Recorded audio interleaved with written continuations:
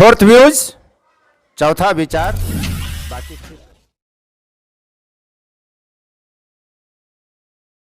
Sir, ward सचिव को हटाने का तरीका बताइए, पुराना वाला बहुत परेशान कर रहा है। और दूसरी बात है कि सर आप मांग तो उठा रहे हैं, ठीक है, वार्ड सचिव को वेतन मिलना चाहिए, लेकिन सरकारी कर्मी का दर्जा नहीं मिलना चाहिए। और दूसरी तरफ से कि सर हम लोग 4 साल काम किए हैं और वेतन नहीं मिला है, अभी तक कुछ काम नहीं, सरकार फ्री में काम लिया है। एक तर्क और दिया जा रहा है कि सरकारी कर्मी का दर्जा कैसे मिलेगा, ऐसे में तो स्कूल के जो सचिव हैं उनको भी सरकारी कर्मी का दर्जा मिलना चाहिए। लोकतंत्र में सभी के अधिकारों की रक्षा होनी चाहिए। लोकतंत्र का नाम है कि सभी को बराबर अधिकार मिले, उसको जीने का अधिकार है, उसको रोजगार का अधिकार है, उसको पढ़ने का अधिकार है, शिक्षा का अधिकार है, स्वास्थ्य का अधिकार है। और इन अधिकारों को लेने के क्रम में, चाहे किसी को देने के क्रम में, किसी के अधिकार का हनन नहीं हो, इसका भी पूरा ध्यान रखा जाए। लेकिन सबसे पहले हम बात करें कि वार्ड सचिवों पर कहीं से नकारात्मक आ रहा है प्रभाव, तो कहीं से सकारात्मक प्रभाव आ रहा है। अभी एक कमेंट किए कि सर वार्ड सचिव को हटाने का तरीका बताइए कि पुराना वाला बहुत परेशान कर रहा है। वहीं जो वार्ड सचिव के शुभचिंतक ने कहा कि सर वेतन मिलना चाहिए, लेकिन सरकारी कर्मी का दर्जा नहीं मिलना चाहिए। तो 3 इडियट सिनेमा देखे होंगे, उसमें रेंचो बोलता है मेरा अगर कम नंबर आए तो तकलीफ होता ही है, लेकिन सबसे ज़्यादा तकलीफ तब होता है जब दोस्त का नंबर सबसे ज़्यादा हो। वही हाल है, वही हाल इसमें लगता है कि सर वेतन मिल जाए, उनको मानदेय मिले, लेकिन सरकारी कर्मी का दर्जा नहीं मिलना चाहिए। थोड़ी सी जलन भी यहाँ पर नजर आती है। और दोस्तों हम पूरी चर्चा हम करेंगे इस बात पे, सारी जो कंफ्यूजन है उसको हम दूर करने का प्रयास करेंगे। कैसे वार्ड का जो सचिव है और स्कूल का सचिव में क्या अंतर है, इसको भी हम बताएंगे। और वीडियो के अंत तक आप बने रहिएगा। लेकिन उसका जो मुद्दे को हम उठाते हैं, ऐसे मुद्दे जो डायरेक्ट ग्रामीण जीवन से जुड़ा हुआ है, जो गाँव के जीवन को ऊपर उठा सकता है, उस मुद्दे को लेकर हम आपके बीच में आते हैं। सरकार से सवाल करते हैं, मंत्री सवाल करते हैं, सिस्टम पर सवाल उठाते हैं, लेकिन ईमानदारी से। तो देखिए चर्चा यह है कि वार्ड सचिव को कैसे हटाया जाए। वार्ड सचिव को हटाना चाहते हैं, वार्ड सचिव को हटाना था तो 2 साल में हटा देते, अब 4 साल हो गया है, अब कैसे हटाइएगा, हटाने का तरीका क्या है। तो हटाने का तरीका के लिए अलग से वीडियो बनाया हुआ है, आप वीडियो देख लीजिएगा। हटाने का वही तरीका है, अगर उतना आप पूरा कर सकते हैं कोरम को, तो वार्ड सचिव को हटा सकते हैं। और दूसरी बात है कि हम सबसे जो मेन जिस पर चर्चा पे आना चाहते हैं कि सर वार्ड सचिव को का वेतन तो मिलना चाहिए, परंतु सरकारी कर्मी का दर्जा नहीं दिया जाना चाहिए, क्योंकि चुनाव के नियमावली के अनुसार 2 वर्षों के लिए किया गया था। अगर ऐसा होता तो विद्यालय शिक्षा समिति के सचिव को भी सरकारी कर्मी का दर्जा मिलना चाहिए। बहुत अच्छी बात बता रहे हैं आप। स्कूल के जो शिक्षा समिति के जो सचिव होते हैं उनकी कैटेगरिया जान लीजिए, और वार्ड में जो सचिव चुने गए हैं उनकी कैटेगरिया जान लीजिए। दोनों के कैटेगरिया जान लीजिएगा तो दोनों में क्या अंतर है। मैं क्यों कहता हूँ कि मतलब इस बात का मैं कहता नहीं हूँ, मैं समर्थन देता हूँ वार्ड सचिवों को कि उनको सरकारी कर्मी का दर्जा मिलना चाहिए। क्यों देता हूँ यह क्लियर हो जाएगा। सबसे बड़ी बात कि विद्यालय शिक्षा समिति के जो सचिव होते हैं वो कौन होते हैं? वही होते हैं जिनका बच्चा उस विद्यालय में पढ़ रहा हो। अब बताइए, किसी भी अभिभावक का बच्चा विद्यालय में कितने सालों तक पढ़ सकता है? अगर पहला क्लास में बच्चा है तो वह, और 5वीं तक वो विद्यालय है, तो पहला से लेकर 5वीं तक। लेकिन उसमें भी तय है कि जिसका बच्चा 5वीं क्लास में पढ़ता है, 3री क्लास में शायद कुछ कटता है, मान लीजिए पहले क्लास में, तो उसका बच्चा 5वां के बाद दूसरे विद्यालय में चल जाएगा। तो सचिव कैसे रहेंगे जब ये तो कोरम पूरा नहीं होगा। नियम यह है विद्यालय शिक्षा समिति में कि जिसका बच्चा उस विद्यालय में पढ़ता हो वही सचिव बनेगा। और यहाँ पर तो बात अलग है। वार्ड सचिव के साथ तो ऐसा था नहीं, वार्ड सचिव के साथ तो ऐसा नहीं था, उस वार्ड का निवासी होना चाहिए। और बोले कि सरकारी कर्मी का दर्जा नहीं मिलना चाहिए, इनका मांग है। क्यों नहीं मिलना चाहिए, क्यों नहीं मिलना चाहिए, ये भी तो तर्क होनी चाहिए ना कि क्यों नहीं मिलना चाहिए। हाँ, आप यह कर सकते हैं, जैसे शिक्षा मित्रों का चयन हुआ था, पहली बार मुखिया जी चुने थे, उसके बाद लोग हाईकोर्ट में गए थे, फिर यह तय हुआ कि नहीं, जो शिक्षा मित्र हैं उनको हम ट्रेंड करेंगे, उनको ट्रेंड करेंगे, फिर से परीक्षा लेंगे, वो परीक्षा पास कर जाएंगे तो शिक्षा मित्र की नौकरी रहेगी, अन्यथा जाएगी। सही बात है। तो वार्ड सचिव से भी आप काम ले रहे हैं। अब देखिए दोनों चीज़ में अंतर है। वार्ड जो स्कूल के जो सचिव होते हैं उनका क्या काम है, विद्यालय के देख रेख करना, एक आध बार जो विद्यालय का जो डेवलपमेंट वाला जो पैसा है उसमें साइन करना, चेक पे साइन करना।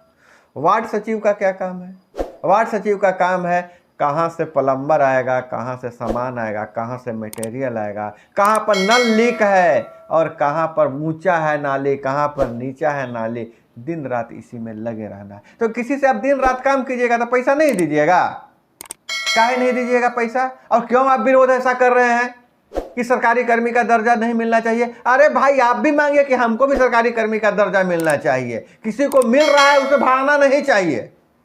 देखिए, हम बताए थे अभी 3 इडियट वाला कहानी बताए थे ना कि अपना नंबर अगर कम आए तो तकलीफ होता है, लेकिन अगर आपके साथ जो दोस्त हुआ है उसका नंबर सबसे ज़्यादा आया तो ज़्यादा तकलीफ होता है। तो ज़्यादा तकलीफ इसलिए हो रहा है कि हम तो कुछ किए नहीं, और वार्ड सचिव को ये लोग मांग कर रहे हैं कि सरकारी नौकरी दे दीजिए, थोड़ा सा जलन हो रहा है। तो इस तरह से देखिए, किसी के भाड़ने से अच्छा है कि आप अपना प्रयास कीजिए, अपने लिए काम कीजिए, और किसी का काम बनता है तो उसको बनाने का प्रयास करना चाहिए। वार्ड सचिव कहाँ जाएंगे?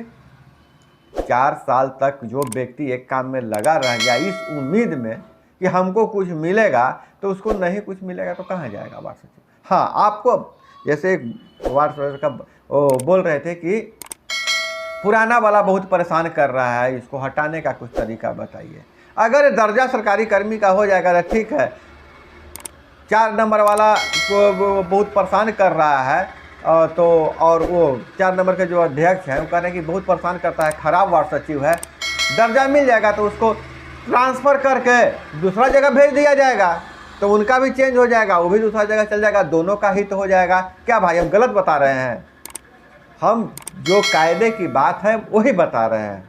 और रही बात, कुछ लोग कह रहे हैं कि सरकार से पूछिए, सरकार से सवाल उठाइए। देखिए, आप खुद से एक आंदोलन की रूपरेखा तय कीजिए, हमें भी बताइए, आप भी आंदोलन कीजिए, तो यह बात सरकार तक जाएगी। और हम इस माध्यम से आपके, अभी देखिए कुछ बात चर्चा नहीं कर रहा था वार्ड सचिव के बारे में, जब हमने यह मुद्दा उठाया, जब मुद्दा को यह हमने मजबूती से रखा, तो आज सब जगह चर्चा हो रहा है। आपका चर्चा अब हो रहा है, अब जो अगला जो चुनाव हो रहा है उसमें भी वादा हो रहा है। कैंडिडेट लोग वादा कर रहे हैं कि हम पुरनका के नहीं हटाएंगे, हमको किसी से दुश्मनी नहीं लेना है। तो देखिए, चर्चा का ये फायदा होता है।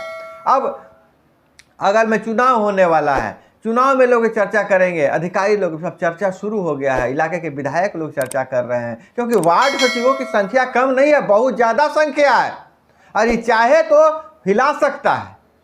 अगर समझ जाइए कि वार्ड सचिव से अगर एक मत होकर सब किसी के पक्ष में और किसी के विपक्ष में काम कर तो सरकार गिरा सकता है। तो वार्ड सचिव अपने आप को कम नहीं समझिए।